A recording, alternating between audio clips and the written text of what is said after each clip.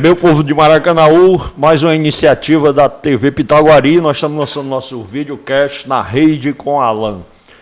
E esse videocast nós vamos entrevistar pessoas interessantes, pessoas que fazem e fizeram ou irão fazer a diferença na vida da população, que vão fazer diferença no mundo. E isso é que é importante hoje em dia, nesse período que nós passamos saindo aos poucos dessa pandemia. Hoje eu estou aqui comigo para as entrevistas com o Eudásio Menezes. E aí, Eudásio, tudo bom? É um prazer mais uma vez estar aqui na TV Pitaguari, trazendo informações de qualidade para os nossos internautas. E o convidado de hoje é um grande amigo nosso, um rapaz que cresceu aqui no Maracanaú, mas que foi fazer a diferença, ser importante lá na cidade de Madalena, sem esquecer suas raízes. É o meu amigo vice-prefeito de Madalena, Gilvan Salles. Abraço, meu amigo Alan, Eudásio e a todos que fazem parte dessa TV, que é a TV Pitaguari, aqui do nosso Maracanaú.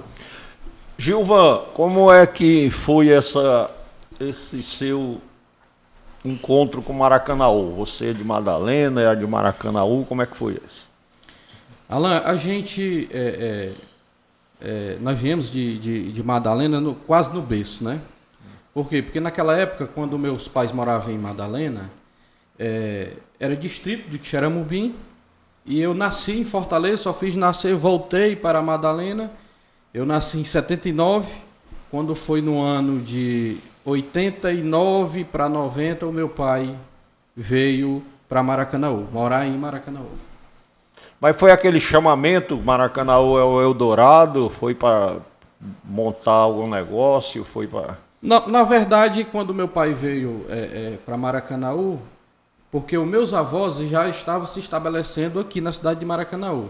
Ele veio do sertão, teve o apoio dos meus avós, que no caso os sogros dele, e ele trabalhava em Fortaleza, no Hospital das Clínicas em Fortaleza. Meu pai trabalhou durante muitos anos lá. Dormia em Maracanaú e trabalhava em Fortaleza, como é a grande maioria dos nossos maracanauenses, né? Então ele se estabeleceu aqui na cidade de Maracanaú, trabalhando em Fortaleza, e depois ficou fixo aqui, trabalhando e morando em Maracanaú. O que acontece, né, Eudásio, com a maior parte das pessoas que chegaram em Maracanaú com a instalação, com a implantação dos conjuntos habitacionais, né? E tu Eudásio, de Maracanaú também? Não, eu sou de Aracoiaba. Olha, outro do interior. Viemos para cá em 1976, fugindo da seca no interior. E na época eu, meu pai, minha mãe e 6 irmãos. Chegamos aqui, arrumamos um quartinho de 4x4, onde dormia todo mundo. Assim, estamos aqui até hoje, graças a Deus. Légua tirana, aí é o que a gente chama. Légua tirana. Gilvan, você tinha uma imagem, no início, muito ligada ao vereador Firmo Camussa. Como foi essa amizade? Como é que começou esse trabalho em conjunto? Alan, na época, era o Dedé. Né? Quando a gente conheceu o Firmo, eu morando ali no Luzardo Viana, eu fui para trabalhar com o Firmo no ano de 94. Em 94 eu fui trabalhar com ele. Quando foi em 97, o meu pai voltou para Madalena e eu fiquei morando com o Firmo. Morei com ele durante muito tempo, né? Até eu sair da casa dele para me casar. Mas eu conheci o Firmo, ele como vereador, eu morando no Luzardo Viana, ele na Mucunã. E quando foi na eleição de 96, eu fui para lá para 90. Em 94 eu nem votava ainda. Tirei meu título em 96 e já comecei a trabalhar com ele nas campanhas. Comecei fazendo grude. Era fazedor de grude aí, do Firmo, né? Aí começamos a trabalhar e o tempo foi passando. Hoje nós estamos aí já esses anos todos, essa estrada toda aqui em Maracanaú. Tem alguma história aí pitoresca aí das campanhas com o Firmo Camussa? Como é que é? Eu soube que tem uma... possa contar, né? Eu soube que tem uma de uma bananada, um negócio assim. Rapaz. Ele vai adorar a gente contar isso do ar, viu? Rapaz, era eu e o Massarico, nosso amigo Hermisson, né? Hermisson ali do Luzardo Viana. A gente tava numa caminhada, terminando ali na Avenida 5, a gente chegou ali em frente à delegacia, né? Que hoje não existe mais, já existe ainda lá, a delegacia foi tirada, né? Foi tirada. Finalizamos a Avenida 5 e isso era quase 1h da tarde, meu amigo. E a gente andando do pé 2 de casa em casa, o Firmo morrendo de fome. E o Firmo, ele toda vida não, ele é louco por banana, ele gostava muito de banana. De manhã, o café da manhã dele sempre era uma bananada, quando ele saía, né? Aí quando chegou, deu dia aí, já era quase 1h, aí ele pediu para fazer uma bananada. Nós paramos no local lá, em um determinado local, numa banca, a moça fez essa bananada. E aí o Firmo conversando com um e com o outro, eu tomei a minha, o Massarico tomou a dele e ficou a do Firmo lá. Eu sei que ele, como é típico dele, ele gosta muito de conversar com as pessoas e chega um e chega outro, o Firmo é muito de estar falando com as pessoas e demorou. Aí eu disse, Massarico, é o seguinte, bananada não pode passar muito tempo, senão o pessoal tinha um ditado, fica preta. Vamos tomar a bananada porque senão vai se estragar.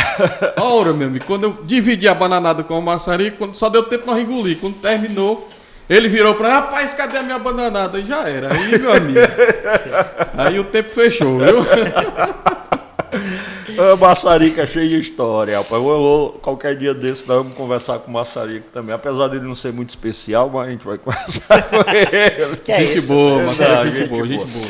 Gilvan, e nós participamos juntos, acredito que o Eudásio também, todo mundo da campanha para prefeito de 2012 do Firmo, né? Você estava lá junto. Mas quando todo mundo esperava que você ficasse sendo um homem forte na prefeitura, vindo para a prefeitura, você tem outro projeto político. Como é que foi essa decisão de dizer, rapaz, tá tudo bem aqui, eu tenho certeza das coisas aqui, mas eu vou partir para enfrentar isso aqui. Como é que foi isso? Alan, eu residia em Maracanaú, mas eu sempre fui muito ligado à minha terra, Madalena, né? Todas as minhas férias escolares, eu ia para Madalena, sempre fiquei nesse contato. Até porque meus pais, meus avós paternos e maternos, todos são de Madalena. E a gente nunca perdeu esse contato, essa ligação. E a gente trabalhou a campanha do Firmo, né? A nossa vida pública todinha ali ao lado do Firmo, desses anos todos, sempre aqui lá ajudando o madalenense, a gente nunca deixou de ajudar. Porque eu costumo dizer, eu tenho 40 e vou fazer 42 anos agora esse mês de agosto.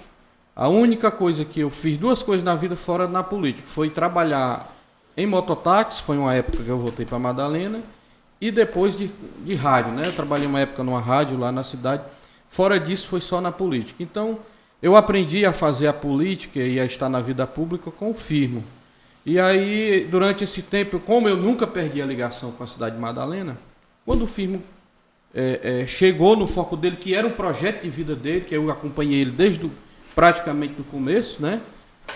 De muitos anos atrás eu sabia que era o projeto de vida dele. Eu disse, olha, Firmo, você alcançou, a conversa que eu tive com ele foi essa, você alcançou seu objetivo, é um sonho seu, um sonho dos seus pais, do seu Wilson, da dona Garcilda, até por mérito, porque você se dedicou a vida toda como vereador a Maracanaú, você conquistou o seu, agora eu vou lutar para conquistar o meu, que eu quero ser político na minha cidade, que é Madalena, apesar que eu tenho 2 cidades que pertencem à minha vida, que a gente ama de verdade, que é o Maracanaú e a minha, que é Madalena, né? São 2 cidades que a gente tem aquele amor, e sempre que dá eu estou por aqui, pelo Maracanaú. Então se deu dessa forma, quando ele chegou à prefeitura e nós começamos a se dedicar mais a fazer um trabalho, a criar um espaço político na minha cidade, lá em Madalena.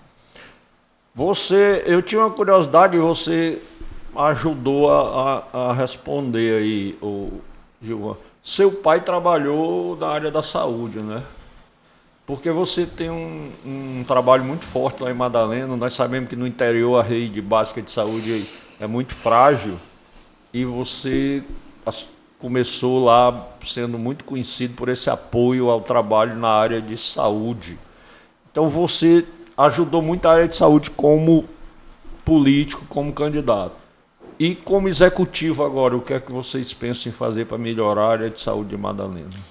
Alan, a gente herdamos isso aí, né? O meu pai, que eu falei no começo da nossa conversa, ele trabalhou no Hospital das Clínicas. E o meu avô trabalhou muitos anos também, ele trabalhou na época de vigia, no IJF, né? No começo do IJF, que chamava Frotão antigamente. E tinha um amigo dele que era enfermeiro lá dentro, que mora no Parque São José. E já nessa época, nos anos 60, 70, meu avô já trazia gente de Madalena a se operar aqui em Fortaleza. Então, a gente deu seguimento aí, um trabalho que já era do meu avô, e aí a gente deu continuidade, né? Quando a gente chegamos lá como vereador, a gente trabalhou, a gente intensificou mais o nosso trabalho na área da saúde, e aqui eu quero destacar um trabalho nosso lá na cidade, um equipamento que está lá instalado, que realmente aí, para fazer justiça, eu tenho que falar o nome, que foi a deputada Gorete Pereira, um pedido nosso. Nós conseguimos um aparelho de raio-x para a cidade. Isso foi uma conquista que, agora mesmo nessa pandemia, fez a diferença esse aparelho de raio-x lá. Então, dos municípios vizinhos a Madalena, do Poste Madalena, ali no Sertão Central, o único município que tem um aparelho desse porte é a gente ali na cidade de Madalena. Então, a gente fez esse trabalho, continua fazendo. Eu fiz como vereador e agora como vice-prefeito, pelas minhas relações que a gente continua tendo aqui com o Maracanaú, com o próprio Roberto Pessoa. Roberto foi o deputado que botou muito recurso para a cidade de Madalena, principalmente na área da saúde, e a gente está lá tocando o barco juntamente com a prefeita Sônia. Eudácio, como é que você vê nos dias de hoje um raio-x ser super importante ainda numa cidade do interior, rapaz? É incrível. É a realidade brasileira, né, Alan? O Gilvan foi perfeitamente de acordo com a realidade brasileira. Muitos municípios, principalmente nos interiores, nas áreas mesmo urbanas, mas de carência, existe essa precariedade na saúde de equipamentos que, às vezes, um raio-x, até um equipamento mais simples, ele faz a diferença na hora de uma crise de saúde como a que nós vivenciamos atualmente, né? Mas aqui em relação ao Gilvan, eu tenho uma curiosidade ainda no aspecto político, né? Geralmente, o Gilvan chegou em Maracanã em 89, foi isso? 89? Foi 89, 90, né? Em 89, 90, e trabalhou com o Firmo até 2005, quando ele foi... Até 2013. Aliás, até quando ele foi eleito prefeito, não é isso? Diretamente. Aliás, eu saí de fato mesmo aqui de Maracanã em 2014. Pronto. Quando ele foi eleito prefeito, então, assim, o que é que eu queria... É uma curiosidade minha. Porque geralmente as pessoas vêm para um município, por exemplo, você estava em 89, 2013 e tal, e você poderia ter construído uma base aqui eleitoral aqui em Maracanaú. No entanto, você fez a sua base lá no seu interior, em Madalena, e se deu muito bem politicamente falando. Como foi? Você sentiu alguma dificuldade na transição, por exemplo, de você sair desse período de Maracanã e entrar com uma campanha de vereador, não foi isso, primeiramente? Isso. Vereador em Madalena, qual foi a dificuldade que você sentiu? Ou foi tudo fácil? Houve uma parceria entre gestão e você? Como é que deu esse processo? Eu costumo dizer, eu tenho um pensamento, Eudácio, que política é igual ao SUS, né? Ela é universal, né? Só que ela se aplica, cada lugar ela tem o seu sistema, né? Maracanã se faz política de uma forma e Madalena de outra, mas na realidade a finalidade ela é uma só, né? Mas o próprio Roberto e o Firmo tiveram já em reuniões lá, inclusive na eleição de 2018, que o Roberto foi votado lá com o nosso apoio. O Roberto deu esse depoimento e o próprio Firmo deu que se a gente quisesse ter sido candidato a vereador, que a gente teria sido e teria o apoio deles, né? Até pela história, pelo trabalho. O tempo que eu passei aqui em Maracanaú, trabalhando juntamente com o Firmo e depois ao lado do Roberto, a gente não fez senão outra coisa não sei ajudar, porque isso é da gente. Eu acho que quando a gente nasce com isso, e a gente fez aquele trabalho de ajudar as pessoas que procuravam o Firmo e a gente encaminhava os pleitos, a gente era com... Bem no começo, o Alan sabe, você também sabe, a gente era uma espécie de bombril. Eu era motorista, eu era assessor. Mil utilidades. A gente fazia tudo ali. Então a gente tinha contato com o Maracanã todo. E hoje, dividir tantas campanhas, a gente tem... Hoje as pessoas falam com a gente, mandam mensagem, torcem pela gente, as pessoas daqui do Maracanã. Então isso é bom porque a gente construiu um elo, uma relação de amizade muito boa. Porque se a nossa passagem por aqui não tivesse sido uma passagem de amizade, de construção, de ajudar o próximo, a gente não teria tanto esse apoio que a gente teve. E voltando aí à sua pergunta, a gente teve sim um grande apoio do Firme, do Roberto, né? Lá em Madalena, mas nós fizemos a nossa parte. Tem um ditado que diz o seguinte: faca na mão de defunto é vela, né? Por mais que você tenha estrutura, por mais que você tenha uma condição, mas se você não... A política, vocês dois sabem como ninguém... Não tem um trabalho, né? Vocês dois sabem como ninguém, a política você realmente tem que se dedicar e saber onde entrar e onde sair para poder dar certo. Ô Gilvan, você falou aí, eu pensando aqui o meu lado... Não vou dizer que ele tem um lado ruim, porque eu não tenho maquiavélico. Meu lado dizer que o objetivo da política é servir aos outros, tal. Algumas pessoas usam o objetivo da política como só chegar ao poder, né? Então, e você foi diferente porque todo político quer chegar ao poder, mas o importante não é chegar ao poder, o importante é para que você quer o poder. É verdade. E você, a gente vê que você quer o poder para servir, para trabalhar, não é porque você é meu amigo. Não, se você não fosse isso, eu diria do mesmo jeito. Mas essa é que é a questão. Eu vejo assim, devido eu me comuniquei, tive relações com vários políticos, né, a nível de estado e tudo, até pela relação de proximidade com o Roberto e com o Firme. E eu vi muitos políticos, uns políticos de sonhos e outros com a construção de poder. No meu caso, foi um sonho, né, que o outro sonho que eu tinha, acho que a gente vai já falar, que é a questão do museu. Mas a política foi o primeiro sonho que eu tive, né? E eu tinha aquele sonho, Eudásio, de ser alguém na minha cidade. Porque eu tenho uma filosofia de vida o seguinte. Eu acho o seguinte: por mais que você tenha casa boa, carro bom, você tenha recurso, mas se você não tiver o nome, eu acho que você não tem nada. E eu acho que o que fica, até porque eu mexo com antiguidades, quem trabalha com, quem gosta de antiguidades, acho que tem um pensamento de vida diferente. E eu acho o seguinte: o que fica mesmo é a história, é o que a gente constrói. Né? O que a gente o nosso legado, eu acho que a nossa maior herança não é o que a gente constrói aqui, é o que nós vamos deixar, a história que a gente vai deixar, porque vai ter filhos, vai ter netos e tudo. Eu acho que o meu maior prazer é construir uma história boa na minha cidade, deixar um legado. E aí sim, esse para mim é a melhor coisa da política. Claro que aqui ninguém pode ser menino nem hipócrita. Quem é que não gosta do poder, de estar Por exemplo, eu fui vereador, hoje eu sou vice-prefeito e amanhã eu quero ser prefeito. Isso aí faz parte da natureza humana, o crescimento, né? É verdade. Mas, no meu caso, foi um sonho que eu, primeiramente, eu agradeço a Deus e ao povo, para a gente ter chegado, a gente chegou até agora, né? Realmente, viu, João? Eu como historiador, eu sempre dizia assim, por mim eu seria imortal. Como você não consegue ser imortal fisicamente, você tenta ser imortal ficando na história. Essa é que é a questão, né?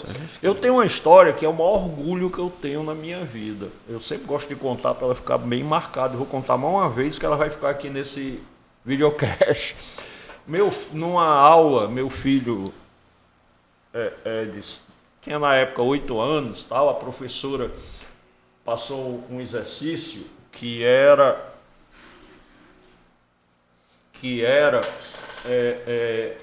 você dizer o que seu pai fez. Aí ele botou assim: meu pai construiu uma cidade. Aí numa reunião de pais e mestres, a professora disse: senhor Alan, o senhor é engenheiro, arquiteto? Eu digo: não, sou jornalista. Por quê? Não, porque o seu filho botou que você construiu uma cidade. Eu digo: é porque eu sou emancipador do município de Maracanaú. Para ele eu construí também Maracanaú. Então esse é um orgulho, você ter ajudado a construir. Assim é você. Agora, Gilvan, a política mudou inclusive toda a sua vida, inclusive pessoal, né? Você hoje mora em Madalena, casou novamente, a mulher é vereadora. Como é que é isso aí? Alan, tem um ditado que diz que é melhor ser amigo do rei do que ser o rei, né? Eu vivi a vida toda ao lado de um político, né? Quando eu passei a ser o político, realmente a vida da gente muda totalmente. Primeiro que você perde toda a sua... você perde toda a sua... Agora me fugiu aqui a palavra. Intimidade. Intimidade. Você vê uma pessoa pública, né? Você perde toda a sua vida, ela se torna pública, que é o normal. Então muda tudo, né? Até o sistema de viver. E hoje é o seguinte, com a questão das redes sociais, né? E com os fatos políticos, hoje também existe um descrédito muito grande das pessoas na política. Hoje se demoniza muita coisa, as pessoas distorcem muito a política. Hoje divide muitos fatos de ter acontecido. Aí tem aquele ditado, por uns outros pagam, né? Às vezes tem muitas pessoas, e eu conheço muitas pessoas boas que têm um pensamento bom de ajudar e de trabalhar pelo município, mas já tem outros que só têm outras visões em caminhos diferentes. Mas realmente a nossa vida mudou e eu vejo assim, a privacidade, né? A gente perde a nossa privacidade. A nossa vida mudou e mudou para melhor. Por quê? Porque eu acho que quando você se faz uma coisa com amor, você gosta de fazer, então eu tenho paixão e verdadeiro amor por fazer política, né? Trabalhar pelos meus irmãos e trabalhar por uma cidade melhor, né? E eu tenho certeza, eu acredito que quando chegar no final da minha carreira, porque eu considero o político como jogador de futebol, chegou o seu tempo, tem que encostar mesmo, porque quando chega o seu tempo, o povo quer mudança e aí você tem que tomar outro rumo. Mas eu tenho certeza que quando a gente chegar no final, a gente vai deixar um trabalho aí, um nome construído, porque a nossa intenção é boa, é de trabalhar e de ajudar. Você foi o vereador mais votado, agora a Kátia foi a vereadora mais votada, você é o rei do voto lá em Madalena, por legislativo, é isso? Não é o rei não, mas é trabalho, né? A gente construímos o nosso nome em cima de trabalho, trabalhando, ajudando. E assim, eu não paro. Eu terminou a eleição, eu estou no outro dia, estou visitando, estou trabalhando, estou andando, a gente desenvolve Foi consenso ser o vice-prefeito ou teve muito bastidor? Foi um acordo entre eu e a prefeita, né? E aí ela chamou o grupo político dela. Eu soube aí nos bastidores que nas pesquisas você estava acima dela nas pesquisas. Não, não tinha isso não. Ela sempre estava à frente da... É político. Bastidores não é coisa para se trazer. Vai longe ele, viu? A minha prefeita sempre esteve bem. Eu que estava ali encostadinho dela e nós chegamos juntos e pretendemos continuar juntos aí. E nós temos aí uma história ainda para ser construída. Mas ela tem direito à reeleição? Não, já foi reeleita. E você falou uma coisa aí agora que me chamou a atenção. Certo? Você disse o seguinte, quando termino a eleição, já estou visitando, já estou conversando com o povo. Ou seja, você é um cara que atua politicamente direto dentro da sua comunidade, independente de ser em campanha ou não. Eu já vi aqui muitas situações, algumas, né?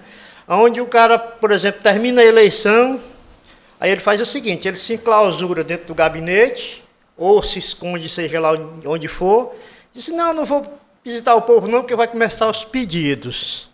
Certo? Madalena é uma população eleitoralmente educada que não faz pedido, ou você tem um jeito especial de fazer política e não foge a essa realidade de estar constantemente conversando com o seu eleitorado?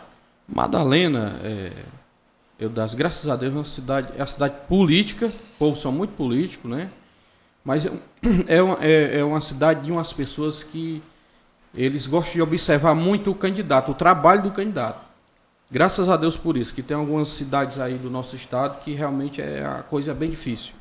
Mas Madalena ainda permanece dessa forma. As pessoas gostam de observar aqueles que trabalham, que são presentes. E aí realmente tem a questão da preferência do voto.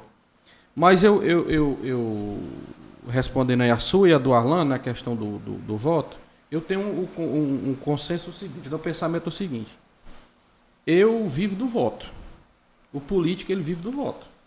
Então, não adianta eu passar aqui na eleição daqui a 2 anos, porque a eleição hoje não é em 4 anos, é em 2 anos. Eu passei na minha, agora em 2020, daqui, quando for próximo ano, 2022, já tem deputado, eu já estou batendo na porta do povo.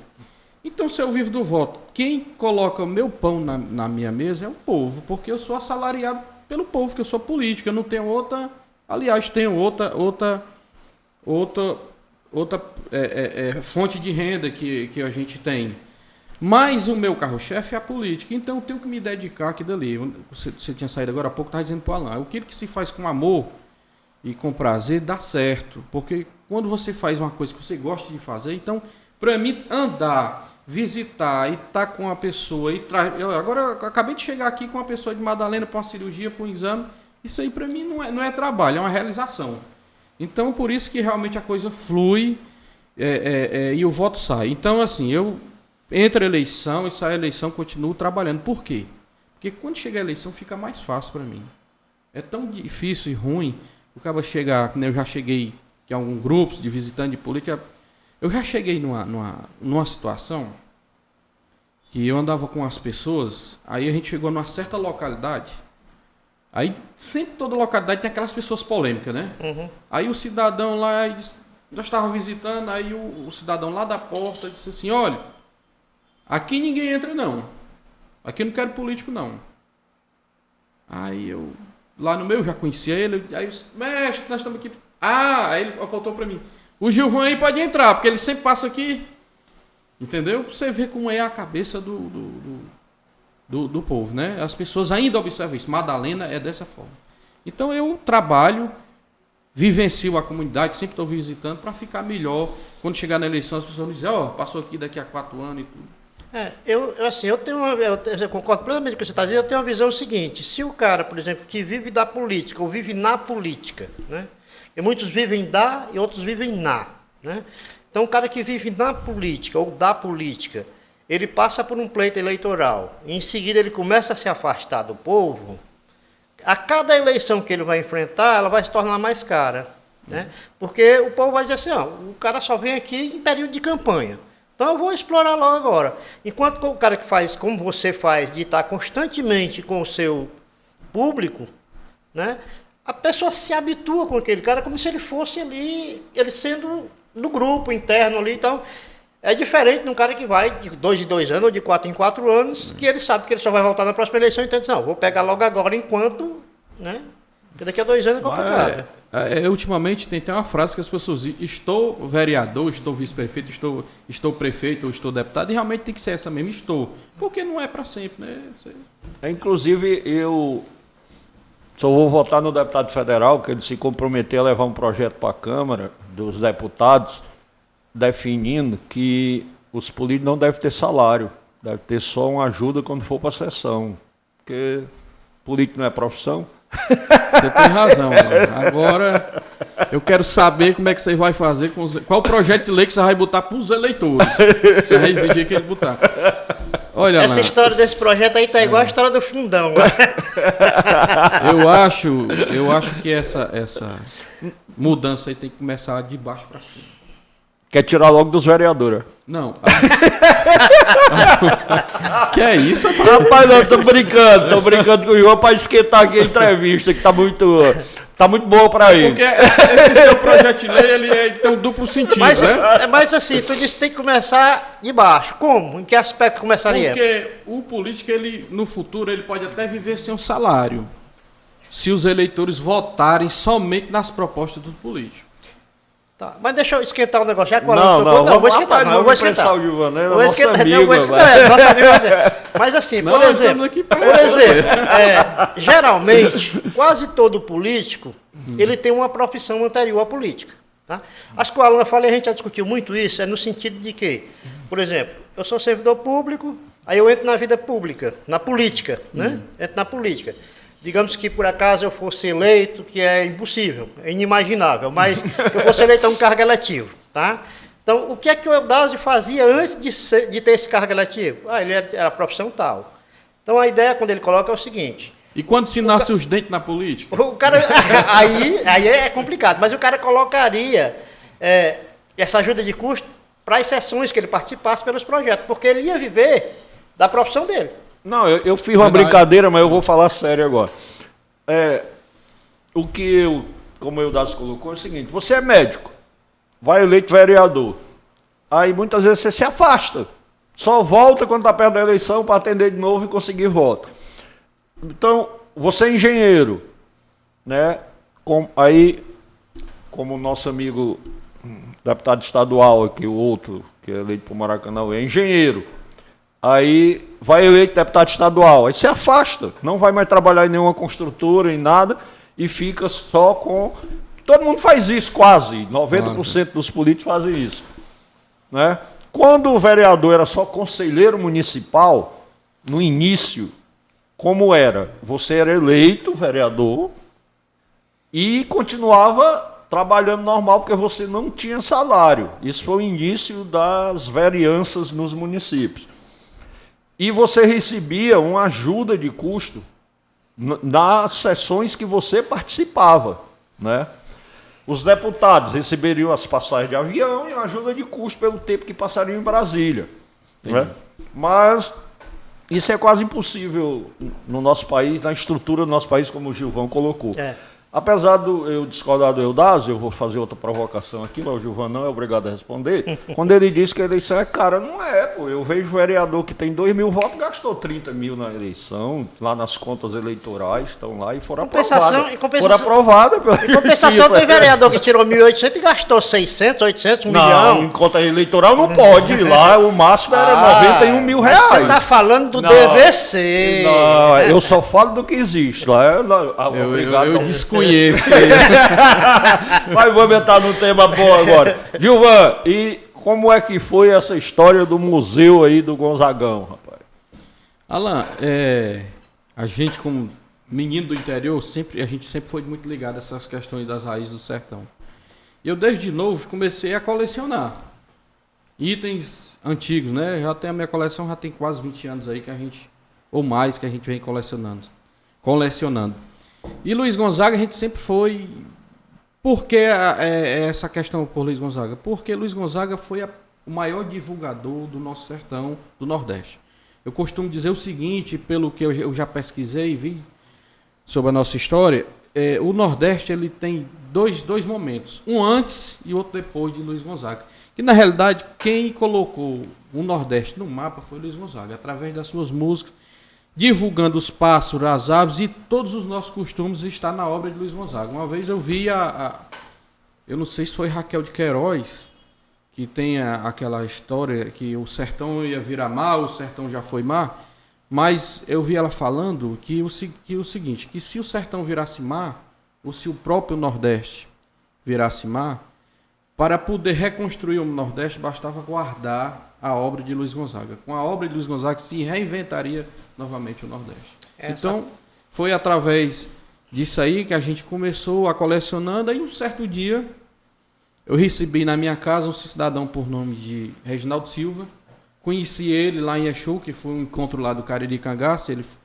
Um escritor amigo nosso, o Serani do Piauí, lançou um livro lá falando 12 anos com o Rei do Baião. Então, 12 anos com Luiz Gonzaga, que era Reginaldo Silva. Ele conhecia ele lá. E aí ele veio me fazer uma visita em Madalena, porque ele é gonzaguiano nato e trabalhou muitos anos com o seu Luiz. E ele viu o material que a gente tinha. Ele disse, rapaz, tu tá aqui perdendo tempo com isso aqui. Tu tem que montar um museu, construir aqui um prédio e montar um museu, porque o material que você tem aqui precisa ser divulgado. E assim a gente fez, Alan. A gente passamos aí uns anos construindo aos poucos, até que a gente chegamos onde a gente chegou lá em Madalena.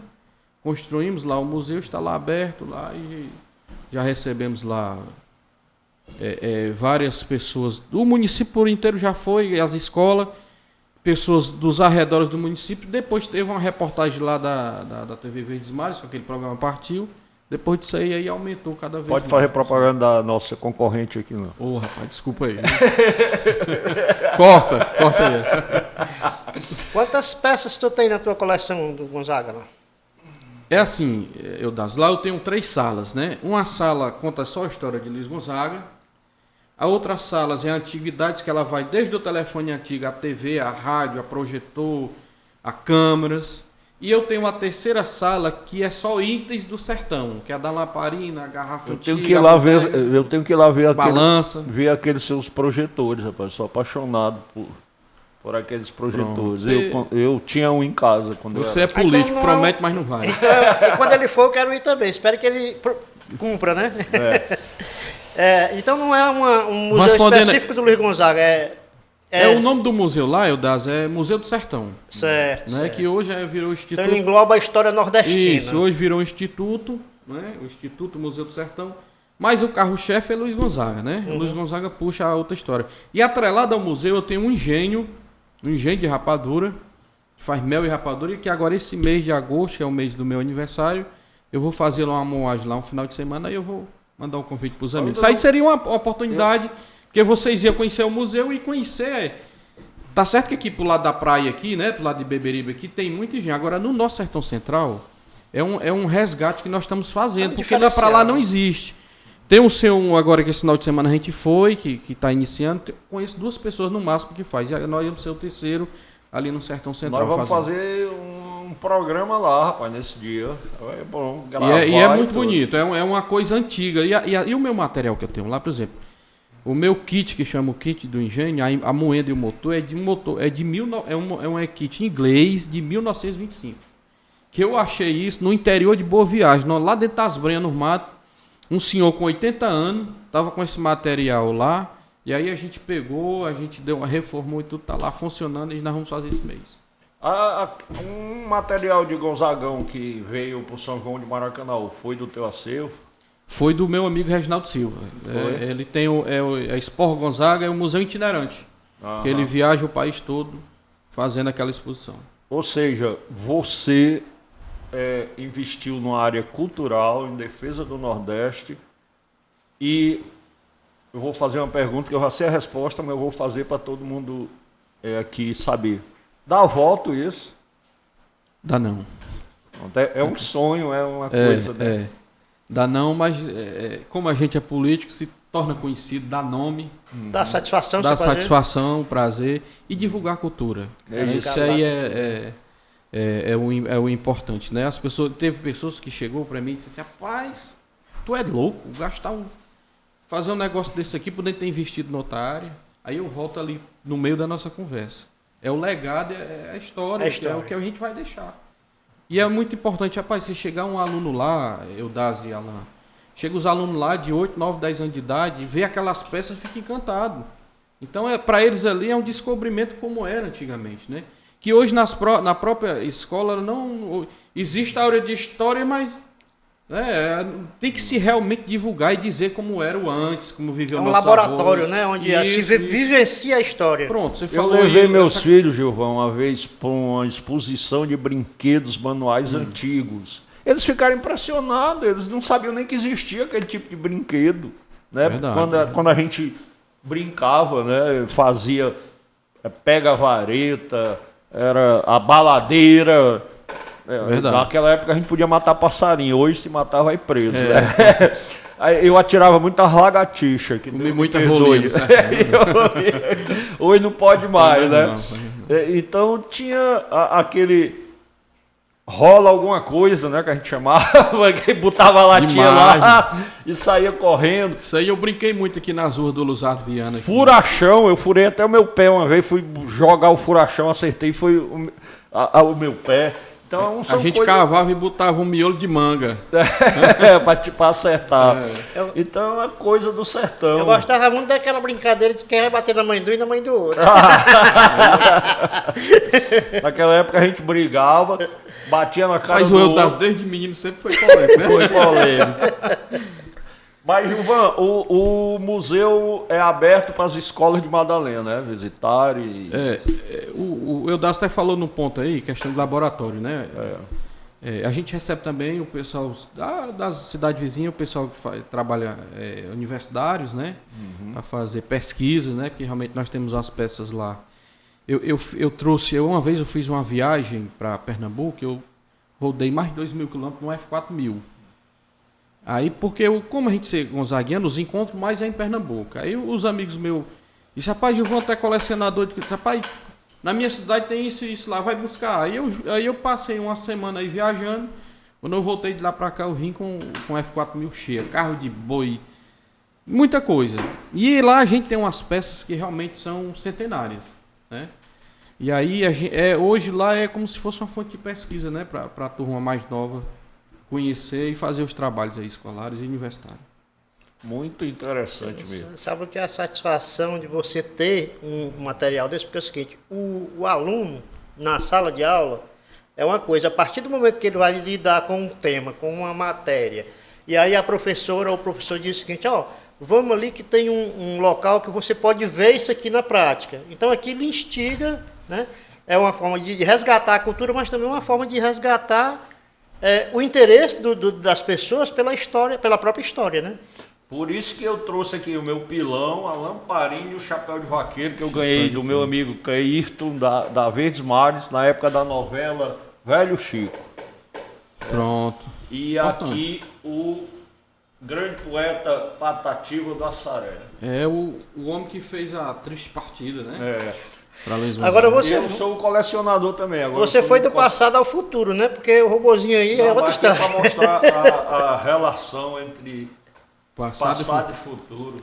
E eu sou colecionador também, eu coleciono miniaturas. Hoje mesmo a minha filha disse que ia passar lá em casa para deixar o Chaves dentro daquele camburão dele, que era o único que faltava para a família toda. Eu tenho o Kiko, o professor Girafales, o Madruga, tudo. Então eu coleciono miniaturas, viu? Colecionar, eu já colecionei selos. Já colecionei casamento, eu parei, né? E o Alan é uma história ambulante aqui da nossa cidade, né? Lá de Maracanã. E eu adoro seu trabalho no museu porque eu escrevo a história de Maracanaú, né? Tô fazendo a pré-venda de um livro meu, Os Emancipadores, que na pandemia eu fiz só o e-book, porque não podia fazer lançamento. Agora em outubro eu vou fazer o lançamento do livro físico.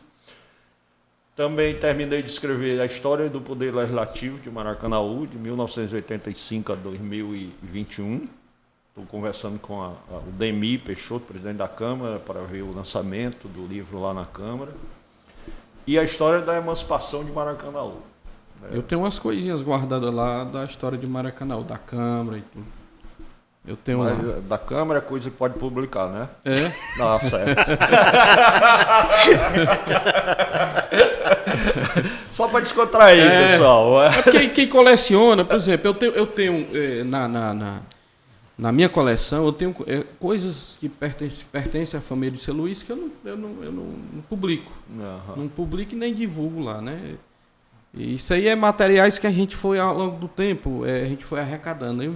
Rio de Janeiro, São Paulo, Pernambuco, Paraíba, a gente foi viajando e adquirindo, trocando figurinhas. E eu tive uma sorte de... Eu fui ao Rio de Janeiro, na Ilha do Governador, onde seu Luiz morou. Chegando lá, embaixo é uma oficina lá. Aí um cara disse, rapaz, tem uma senhora aqui, que ela trabalhou com o Luiz Gonzaga. E eu tenho um canal no YouTube que eu já entrevistei várias pessoas que conviveram, trabalharam com ele. Eu vou até divulgar aqui o meu canal, posso? Pode. Instituto Museu do Sertão.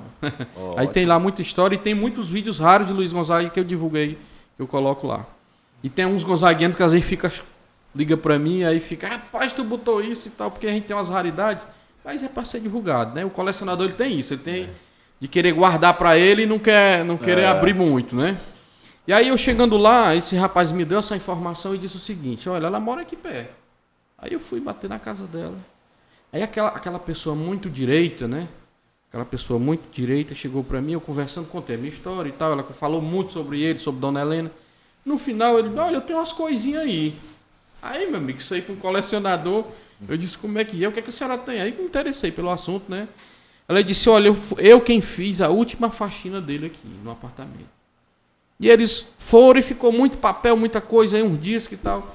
E até hoje eu espero alguém da família vir buscar. Eu disse, vai demorar para vir, porque a única pessoa viva da família, assim, que de próximo é Rosinha, que inclusive morava lá no Rio. E quem realmente fez o trabalho, quem montou o museu, foi Gonzaguinha, que faleceu 2 anos depois, né? Quem conservou o material foi Dona Helena, claro que ela quem guardava, quem juntava tudo, mas quem deu continuidade e inaugurou o museu foi ele tinha aquele cuidado maior. Aí ele disse, você acha que ninguém da família? Eu disse, não, senhora, não vem não. Aí ela disse, aí eu falei, olha, eu tô fazendo, eu tava na construção do museu, vou no museu, se a senhora quiser doar aí esses papéis, não, mas é coisa velha. Eu disse, não, mas isso aí é o que a gente quer mesmo. Meu amigo, era uma caixa com muita coisa. Muita história, documentos, contrato de show assinado por ele. Rapaz, é um material, uma riqueza. Jornais da época, de 54 até 89. Então aí hoje a gente tem, Alan, lá na sala do Luiz Gonzaga, nós temos um material que não se tem nem no próprio museu do Luiz Gonzaga. Então é um material à parte. Inclusive tem um amigo meu, né? Exclusivo, tem um amigo meu que está fazendo, Paulo Vanderlei, ele é muito conhecido aí. Ele está fazendo 110 anos do Luiz Gonzaga e lá o museu está sendo fonte de pesquisa. Ô Gilvan, o que é que você acha de um escritor escrever sobre Luiz Gonzaga baseado nos documentos do Museu do Sertão, rapaz? Aí nós temos que pedir autorização aí a Rosinha, né? Aí, rapaz, me descartou ele, eu doido para ficar famoso com esse livro. Rapaz. Mas é claro que se nós conseguirmos, a gente... Gilvan, dentro desse teu acervo do Luiz Gonzaga, me tirou a curiosidade, tem alguma coisa contando a história da relação do Luiz Gonzaga com o Lampião, com a história do cangaço nordestino? Luiz Gonzaga sempre foi um apaixonado por Lampião. Na realidade, ele nunca conheceu o Lampião, né?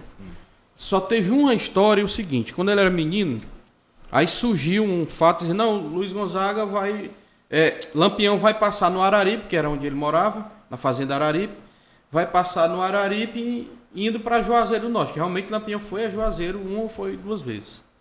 E aí, o pessoal se assustaram e todo mundo correu para os matos. Nesse dia, as famílias da localidade foram tudo para os matos, assim, para os arredores, né, com medo de ficar ali do bando de Lampião passar. Que foi uma história que foi inventada. Aí, na época, Luiz Gonzaga, menino, né? Foi o que foi para a estrada, que foi ver. Ele fez lá uma peripécia lá que ficou marcado na história que tem até no livro dele. Mas Luiz Gonzaga, ele era alucinado por Lampião. Gostava de Lampião. Tudo que era de Lampião. E ele fez músicas falando de Lampião.